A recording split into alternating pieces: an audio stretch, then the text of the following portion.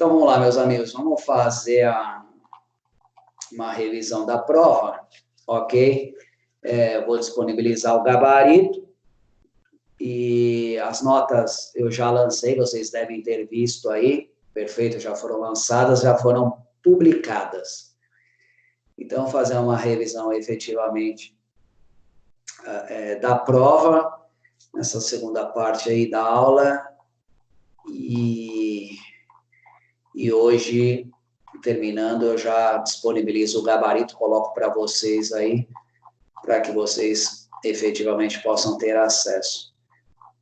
Tudo bem? Sem maiores problemas. Então, vamos lá. Lembrando, né, que efetivamente na prova as questões estavam trocadas, mas as questões basicamente foram essas. Considerando os termos da Lei 11.101 de 2005, marque a alternativa correta. Até mesmo as obrigações a título gratuito são exigíveis do devedor na recuperação judicial ou na falência? Não, né? A gente já viu que efetivamente tem que ser a título oneroso. O juiz fixará a forma de pagamento da remuneração do administrador judicial, no entanto, por tratar-se de verba de alimentar, mesmo em caso de desaprovação de suas contas, o administrador terá direito a essa remuneração? Lógico que não, né? Ele efetivamente só terá direito a essa remuneração se tiver patrimônio, ok? E efetivamente, se as contas forem aprovadas, tá? Não em caso de desaprovação, tá? Letra C, a Lei 11.101 de 2005 não se aplica à empresa pública e sociedade de economia mista. Sim, a gente já viu que a lei, inclusive, é clara nesse sentido, tá? Na não aplicabilidade, ok? Os créditos trabalhistas cedidos a terceiros conservam a sua natureza de oriundos da legislação do trabalho e mantêm sua preferência na classificação dos créditos na falência. Não, está errado isso. Vou fazer uma perguntinha aqui para vocês, desta aplicabilidade, ok? Nas sociedades de economia mista. Se elas não estão sujeitas à falência, aí que instituto legal elas estão sujeitas, hein, meus amigos? As empresas públicas e as sociedades de economia mista. Elas têm legislação específica que regula elas, tá? Então, na verdade, essas empresas, elas sofrem processo de liquidação, ok? Liquidação, não estão sujeitas a falências. Eu até comentei com vocês, na verdade, não sei se eu fui com vocês que eu comentei, a respeito do IPESP, Instituto de Previdência do Estado de São Paulo, na qual a nosso órgão de classe, a OAB, ela mantinha um convênio, tá? E para os advogados era maravilhoso, maravilhoso, perfeito? Por quê? Você pagava sobre um salário mínimo, tá? Para ter direito a 10. Então, era um convênio que tinha a OAB com o IPESP, Instituto de Previdência do Estado de São Paulo. A gente era equiparado a servidor público. A gente efetivamente pagava um valor, um percentual sobre o valor do salário mínimo, para quando ocorresse o evento, aposentadoria ou morte, a gente teria à nossa disposição equivalente a 10 salários mínimos. Lógico que essa conta atuarial não fechava, perfeito? E foi uma conta em extinção. Então, quem estava dentro, e um deles era eu, quem estava dentro deste sistema, tendo em vista que a carteira foi declarada extinta, tá? Todos nós, advogados, que estávamos efetivamente sob esse regime, fomos intimados a fazer o levantamento do valor, ok? Por quê? Porque tem regramento próprio. Então, como a tábua atuarial, os valores não fecharam, eles colocaram para nós, efetivamente, a extinção da carteira, né? Uma sociedade de economia mista. Era a OAB e o IPESP, havia um convênio entre eles, e o dinheiro foi devolvido. Nossa, eu fiquei tão bravo com isso, vocês não têm ideia, tá? Por quê? O dinheiro que estava lá, né? Por exemplo, eu não queria fazer o levantamento do dinheiro, eu queria fazer a portabilidade do dinheiro. Perfeito? Eles foram muito desonestos. Por quê? Se você faz efetivamente a portabilidade, ou seja, se passar o dinheiro que estava depositado no Invest para uma outra previdência privada, um Itaú, um Bradesco, uma Porto Seguro, qualquer outra que eu quisesse levar até a nossa OAB prévia, a nossa instituição, se você faz a portabilidade, que nada mais é que a transferência do dinheiro para outra empresa, você não recolhe IR, Imposto de Renda. Sendo que se você levanta o dinheiro aqui e depois você deposita numa outra conta, o IR já é recolhido na fonte. Teve uma discussão enorme entre a OAB e o fisco, perfeito? O fisco não deixou que nós, advogados, fizéssemos a portabilidade do valor, em sim que nós fizéssemos o soerguimento do valor, o levantamento do valor, tá? Só que a partir do momento que a gente levantou o valor, já teve a tributação do IR. Aí a gente pegou o dinheiro já efetivamente deduzido o IR, aí cada um dos seus advogados, cada um dos advogados levou para a instituição que melhor lhe convier, né? Eu achei o cúmulo isso. Eles vetarem a portabilidade. Por exemplo, eu gostaria de ter pego o dinheiro do IPES e ter colocado na OAB Prev, que estaria dentro da mesma ideologia, vamos dizer assim. Não teve conversa nesse sentido, ok? Então, eu tive que morrer com imposto de renda, e aí você leva um capital a menor para uma outra carteira, tá? Contanto que todo mundo discutiu, né? Se tivesse a possibilidade, como é uma carteira em extinção, a gente poderia ter pedido aí uma falência, mas a lei veda, tá? Por isso que a Lei 11.101 não se aplica a empresa pública e sociedade de economia mista. Por isso que a gente vê aí, efetivamente, muitas companhias seguradoras, né, vende carteira de uma para outra. Por quê? Essas empresas trabalham com o que eles chamam de limite técnico, responsabilidade técnica.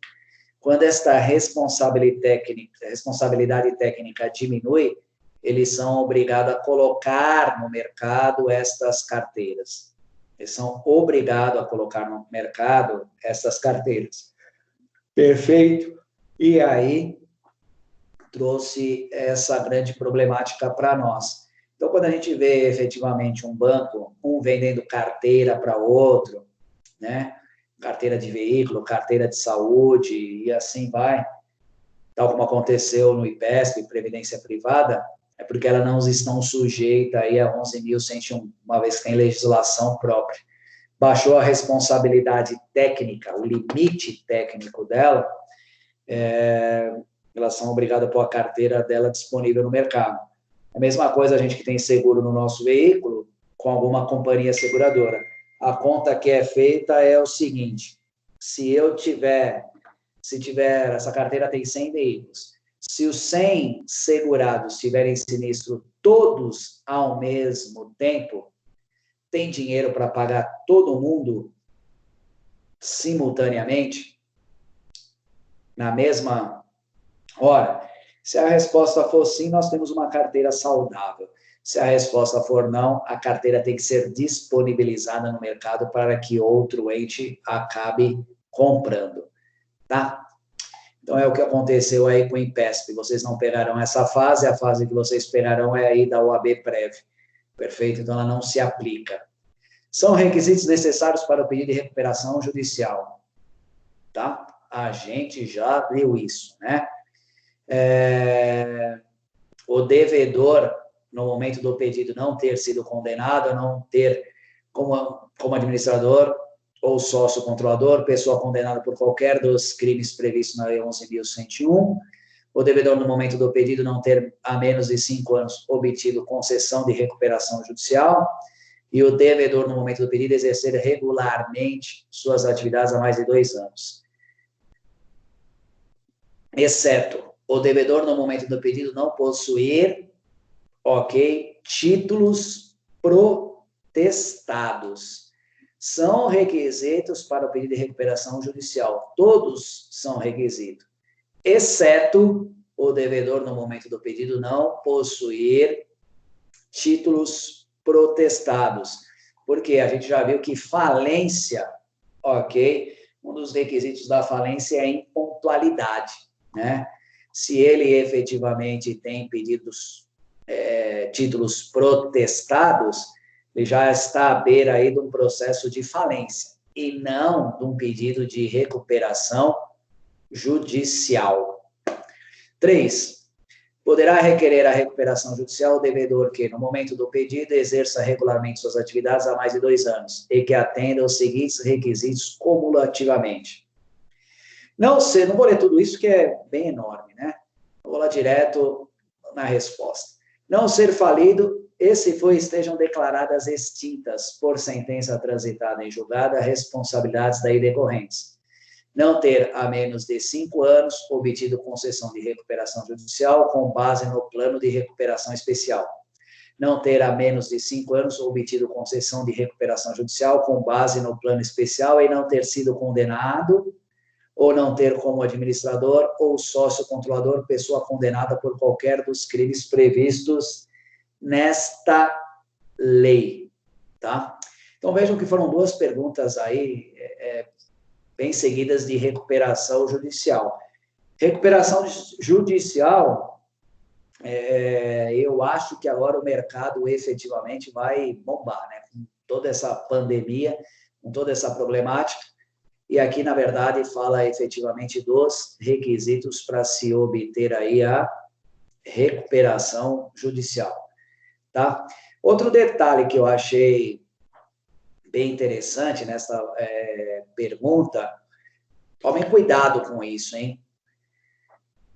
Requisitos, né, para o devedor efetivamente pedir aí a recuperação judicial.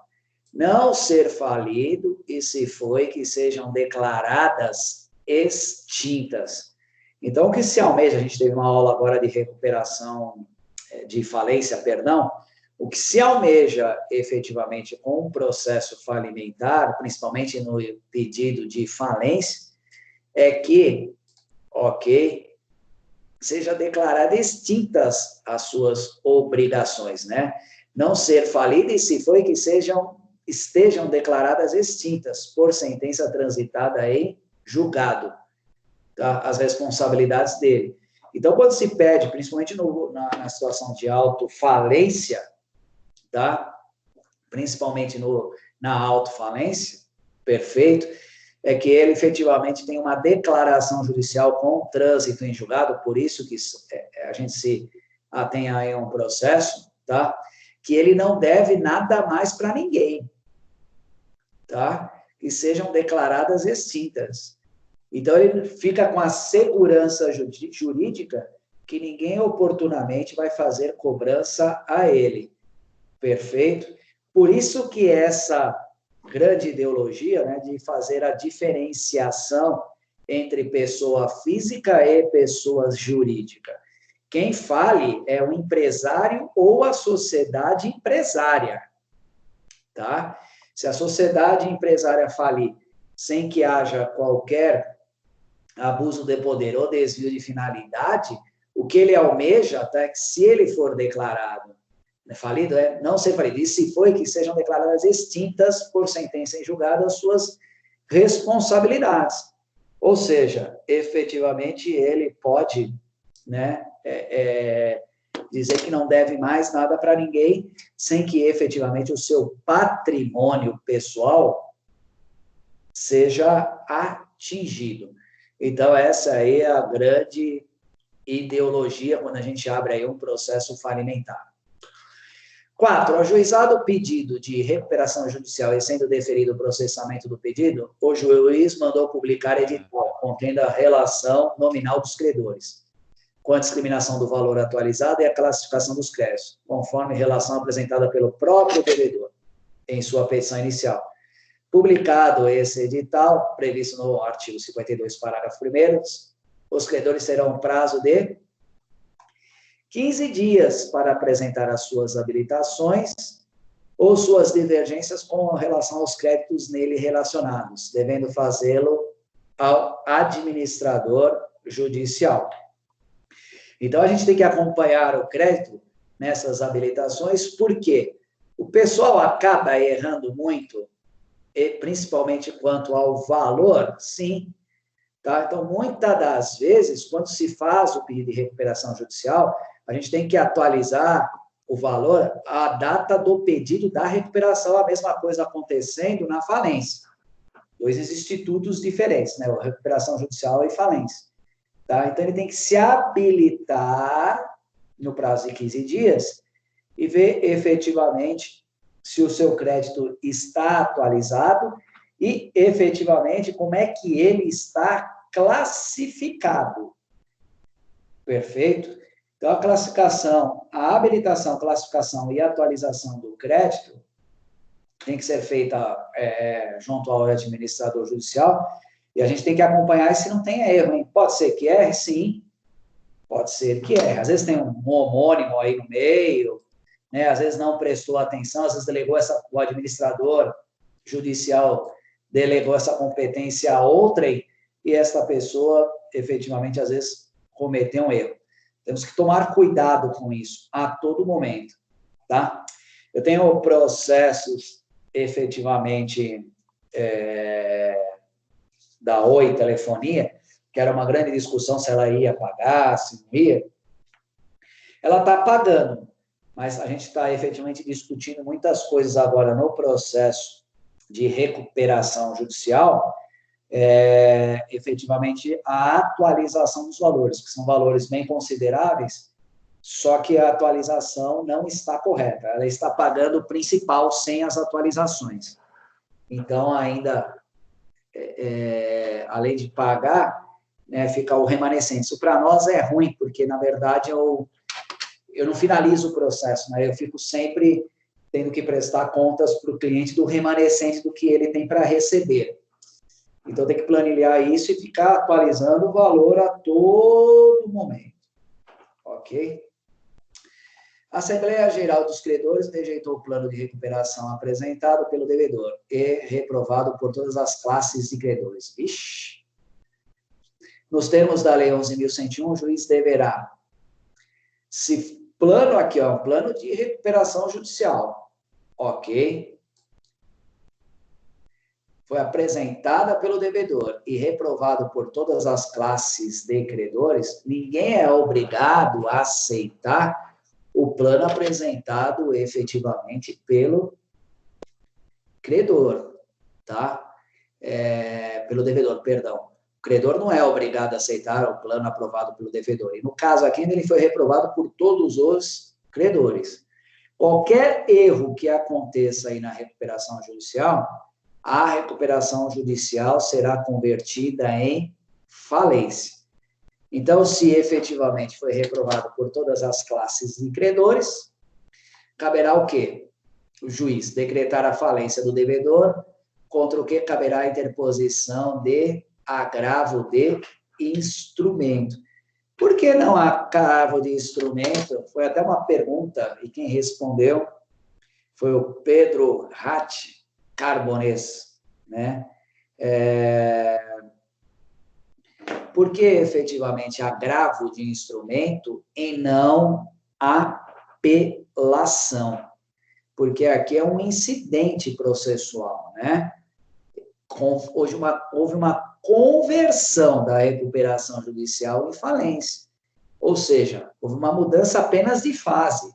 Ela não é terminativa do feito, tá? Ela é uma decisão interlocutória. Perfeito? O juiz indeferiu, efetivamente, o processamento da recuperação judicial e converteu ela em falência. Tá? Então, é o mesmo procedimento, só mudou uma fase. Então, o remédio jurídico cabível é agravo do instrumento. A gente até colocou, né, antes de terminar, antes de a gente ir para o intervalo, até coloquei quando efetivamente cabe agravo do instrumento e quando acabe a apelação. Então, o remédio jurídico aqui é agravo de instrumento, é uma decisão interlocutória, tá? Pessoal, quando fala de recurso, eu gostaria de fazer aqui um apontamento que eu acho de extrema relevância, no seguinte sentido, tá? Poxa, aqui você está discutindo a vida de uma empresa, perfeito? Se ela irá para uma recuperação, se ela irá para uma falência, quer dizer, você vê, numa recuperação, você está dizendo que a empresa ainda tem sobrevida, que ela está se recuperando. Quando você está falando de falência, você diz que a empresa efetivamente encerrou as atividades dela, é uma falida. Ela não vai poder mais exercer as atividades dela, é de extrema importância. E o que eu quero chegar com esta fala é o seguinte, quando você está falando de remédio jurídico, né, agravo de instrumento, apelação e assim vai, tem pessoas que são mais introspectivas, tem pessoas que são mais extrovertidas, né? Cada um aí dentro da sua linha precisa trabalhar esta parte de oratória, que principalmente o advogado, a principal arma que ele tem é a fala, né? São os argumentos, a sua colocação. Então, o que eu entendo aqui, por isso que eu gostaria de fazer uma parte, se você está discutindo aqui o agravo de instrumento, isso vai ter julgamento. É de extrema relevância que você efetivamente faça uma sustentação oral disso, porque você vai dar para o seu cliente ou a sobrevida na empresa dele, ou efetivamente a falência dela. Você está na linha limítrofe, né? Ou ela vai ser recuperada, ou efetivamente ela será declarada falida. Tá? Então, uma sustentação oral em sede de tribunal, toda uma argumentação a respeito disso é de extrema, mas de extrema relevância. Perfeito? De extrema relevância. Então, peço a gentileza aí de vocês, e olha que legal, tem nessa linha de encontro, o Itaú, ele está dando alguns cursos gratuitos, né, online para para as pessoas, para os correntistas. E, efetivamente, eu assisti do Marcos Mota, um advogado, Marcos Mota, uma palestra dele a semana passada, foi de mais ou menos 40, 50 minutos, sobre oratória, ok? E foi gratuito, eu achei o curso, assim, extremamente excelente, extremamente proveitoso. Está falando efetivamente da oratória do advogado. O próprio Itaú está disponibilizando vários cursos, tá, na sua plataforma, e um deles foi um colega advogado chamado Marcos Mota, que falou efetivamente da importância da oratória para o advogado. É um curso gratuito. Quem quiser assistir, muito legal, extremamente proveitoso. Ele falou alguns pontos que eu considero assim, bem interessantes. E aqui eu falo também dessa linha de sustentação, né? Como eu já disse, e finalizo aqui, você vai ou dar uma sobrevida para a sua empresa ou efetivamente vai finalizar as operações dela, será declarada falida.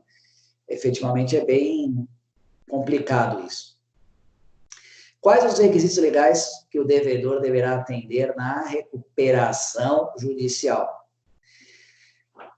Olha, eu fiz uma prova literal, né? Disposição legal da lei mesmo. Requisitos legais que o devedor deverá atender na recuperação judicial. 1. Exercer regularmente suas atividades há mais de 2 anos.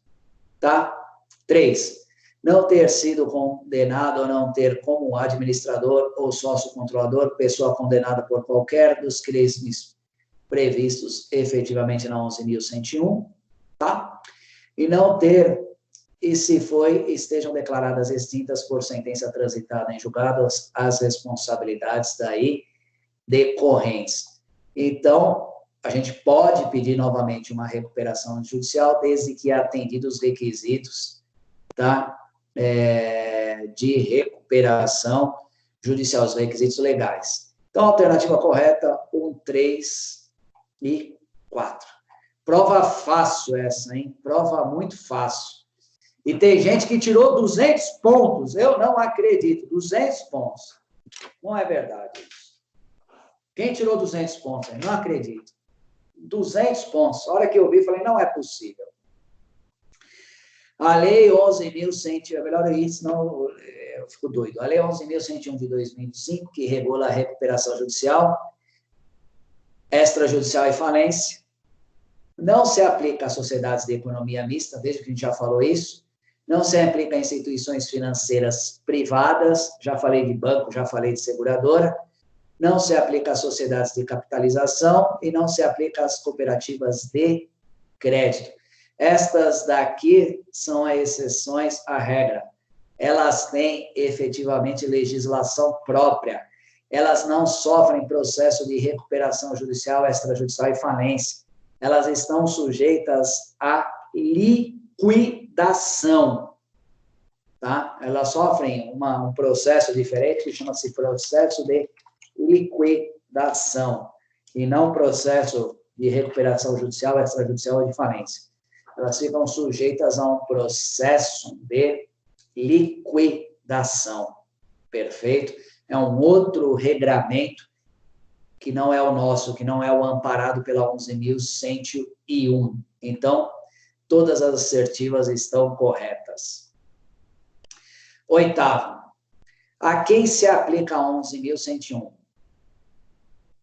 A um indivíduo qualquer que, conforme o Código Civil, se enquadre no conceito de empresário. Estamos lá vendo o artigo 966 do Código Civil. Quem considera-se empresário, hein? Considera, vou falar disposição literal da lei, se vocês viram isso comigo, porque vocês tiveram o direito empresarial comigo. Considera-se empresário aquele que exerce profissionalmente atividade econômica organizada para a produção e circulação de bens ou serviços. Tá? Atender os requisitos do artigo 966, empresário independentemente de ser empresário de direito ou empresário de fato. Perfeito? É só preencher os requisitos do artigo 966, a gente conversou a respeito disso, ele é considerado empresário. Considera-se empresário aquele que exerce profissionalmente atividade econômica organizada para a produção ou circulação de bens ou serviços. Então, a quem se aplica 11.101? A um empresário ou sociedade empresária. Tá? Esses daqui a gente já viu na questão anterior, né, que é sociedade, cooperativas de crédito, sociedade de capitalização, economia mista, instituições financeiras privadas, que é o caso destas, não se aplica a 11.101. Nono, está acabando. Sobre a Lei 11.101 de 2005, não é correto afirmar que, tá? A lei que regulamenta as recuperações judicial, extrajudicial e a falência do empresário e da sociedade não se aplica às sociedades seguradoras, tá? Então, a gente já viu, ok, que efetivamente isto não é cabível. Por fim, 10º, para a gente finalizar. Nossa, tô com a goela seca, eu tomei um comprimido aqui, fiquei uma secura só. De acordo com a Lei 11.101 de 2005, que regula a recuperação judicial e falência do empresário e da sociedade empresária, o plano de recuperação judicial será apresentado pelo devedor no prazo improrrogável de 60 dias, contados da publicação da decisão que deferir o processamento da recuperação judicial. Então, a gente está falando aqui, tá? Efetivamente do plano. Então, como a gente já viu efetivamente, deixa eu tentar voltar lá eu não falei de plano ainda, né? Do prazo. Na verdade, eu queria ver uma outra coisa, não vai estar aqui. Deixa para lá, saiu.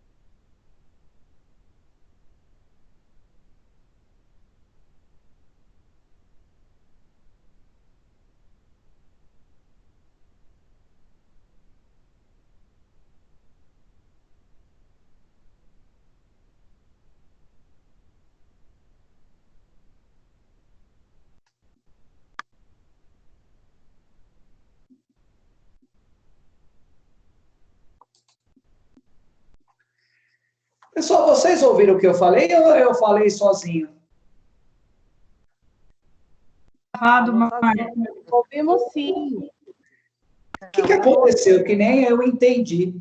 Para mim Sumiu. aqui ficou mudo. Ficou mudo aqui, professor. Travou.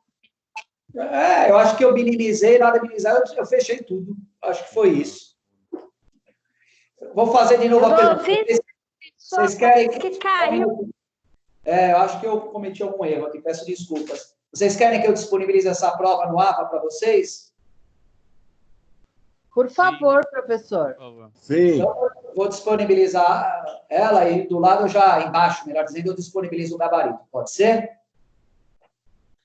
Sim, senhor. Então tá bom, meus amigos, eu vou encerrar por aqui. Perfeito. Faça uma conferência se a nota de cada um de vocês está lançada lá, perfeito no AVA, tá? E a aula que vem a gente começa aí com a unidade 3, sessão 2. Pode ser? Professor, você vai disponibilizar também no gabarito, tem como disponibilizar quais foram as questões assinaladas por cada um, só para a gente ver o que a gente errou? Nossa, que pergunta difícil, você entendeu? Porque, Diego, eu tenho que, na verdade, o Forms, eu vou ver como é que funciona isso, porque chega para mim um relatório a respeito disso, entendeu? Eu vou verificar como é que funciona e eu te posiciono. Pode ser, Diego? Sim, sem problema. Tá? Então,